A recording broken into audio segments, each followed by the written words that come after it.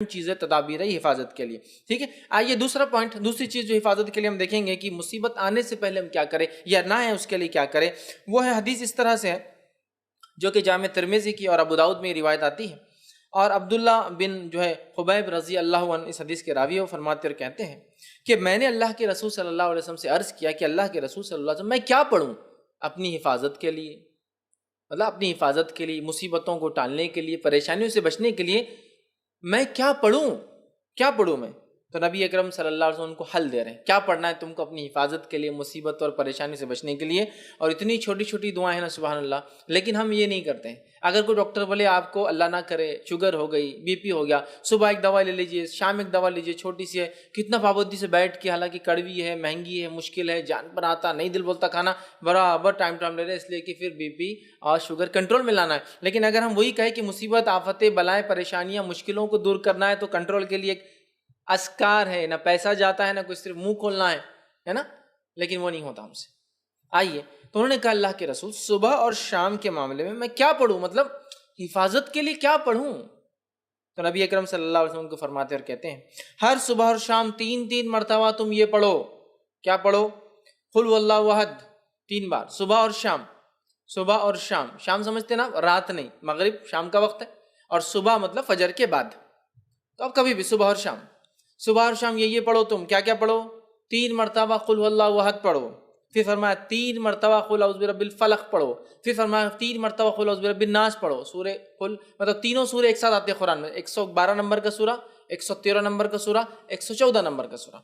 ان 3 صورتوں کو آپ صلی اللہ علیہ وسلم فرما کر ان 3 صورتوں کو تم پڑھیں تو آپ کو ہر وقت پریشانی والی چیز سے اللہ تعالیٰ بچانے کے لیے کافی ہو جائے گا. وہ پوچھ رہے ہیں میں کیا کروں، مصیبت، پریشانی، آفت کوئی آ جائے تو آپ صلی اللہ علیہ وسلم سلوشن پیش کریں. سلوشن یہ کہ صبح اور شام 3 مرتبہ سورہ اخلاص، سورہ فلق، سورہ ناس پڑھا کرو. یہ تمہارے لیے کافی ہو جائیں گا، مصیبتوں کے لیے، پریشانیوں کے لیے، مشکلوں کے لیے کافی ہو جائیں گا. اور اس کے تعلق سے یاد رکھیے ہم اتنی لاپرواہی برتتے ہیں، حالانکہ کتنے چھوٹے سورے ہیں، کتنے عام ہیں، تقریباً سب کو یاد ہوتے ہیں، لیکن یہ ہم سے نہیں ہوتا ہے، یہ نہیں ہوتا. ہاں کوئی مصیبت آ گئی اور کوئی کہے ایک ٹانگ پہ کھڑے رہ کر 11 بار سورہ یاسین پر برابر کر رہے ہیں. آدھی رات کو چھت پہ جا کر ایک ٹانگ پہ کھڑے رہ کے سورہ یاسین 11 بار پڑھو، حالانکہ 8 پہ 10 بار میں نیچے گر کے پڑھتے، دوسرا بار بھی ٹوٹ جاتا جو اچھا تھا.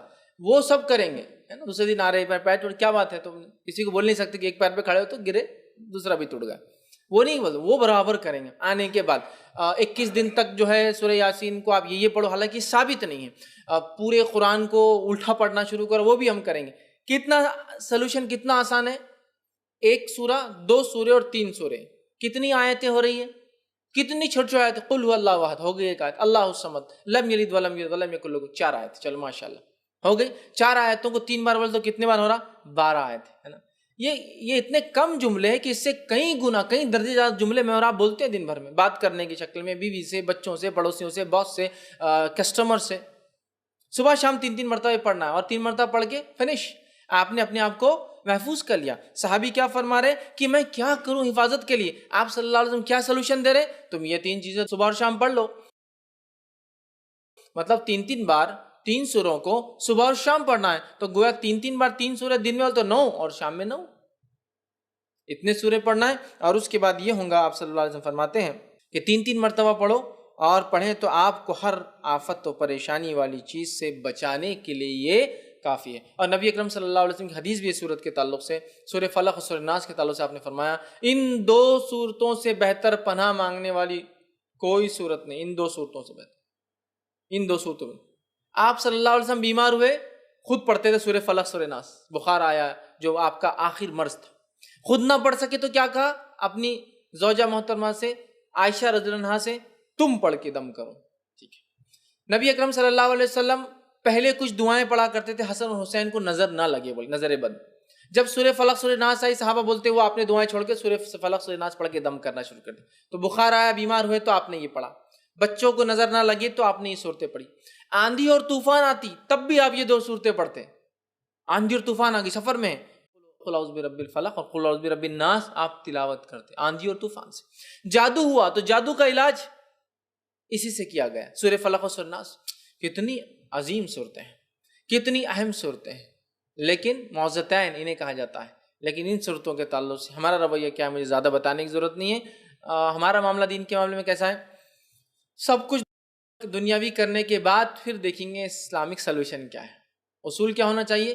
سب کچھ دینی کرنے کے بعد ہم سوچیں گے پھر دنیا کے اعتبار سے کیا کرنا چاہیے. اسلام نے کیا سلوشن دیا پہلے وہ چیک کر لیتے ہیں, پھر سلوشن دیکھیں گے دنیا میں کیا ہے. ہمارا معاملہ کیا ہے؟ سب کچھ دنیاوی. کسی کو بخار آیا بچے کو تو پہلے کیا کرتے ہیں؟ بخار آتی بھاگ کے تھرمامیٹر لاتے ہیں, جبکہ کیا کرنا چاہیے تھا؟ سورہ فلق سورہ ناس پڑھ کے دم کرنا چاہیے. اچھا مار لگے تو ہم سب سے پہلے کیا کرتے ہیں؟ یا تو زخم ہوا تو بینڈیڈ لگانے کے لیے بھاگ رہے ہیں, یا پھر کوئی اسپرے مارنے کے لیے تاکہ وہ درد وہ تکلیف دور ہو جائے, یہ کر رہے نا. جبکہ حدیث میں کیا آتا ہے؟ جب کسی کو مار لگے تکلیف ہو تو اس جگہ ہاتھ رکھ کے کیا پڑھے وہ 3 بار بسم اللہ پڑھ لے, یہ اس کے لیے کافی ہو جائے گا. علاج بھی کرنا ہے لیکن پہلے بسم اللہ پڑھنا ہے 3 بار. تو اس چیز میں کیا ہوں گی؟ رفاقت, ڈھیل, آسانی ہو جائے گی. ہم کیا کرتے ہیں پہلے اللہ کا ذکر چھوڑ کے ارے باپ رے, ارے ماں گے بخار آ گیا اس کو تو ہے نا, ارے باپ رے کتنا بخار آ گیا. اللہ کا ذکر چھوڑ کر ماں اور باپ کو یاد کر, جبکہ دونوں کچھ بھی کام نہیں آئیں گے مصیبت میں. انسان کبھی تو سامنے کھڑا ہوتا ہے لیکن کچھ نہیں کر پاتا اپنے بچوں کے لیے. کیا کر سکتا ہے؟ نہیں کر سکتا, اس کے بس میں نہیں ہوتا. تو جو کر سکتا ہے وہ ذات کو چھوڑ کر جو نہیں کر سکتے ان کو یاد کرنے میں کوئی فائدہ نہیں آتا. سمجھ رہے ہیں بات کو؟ تو یہ عادی ہم بنا لیں. یہ دوسری چیز تھی.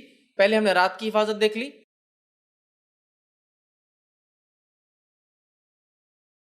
اب ہم نے کیا حفاظت دیکھی؟ صبح اور شام کی حفاظت دیکھ لی.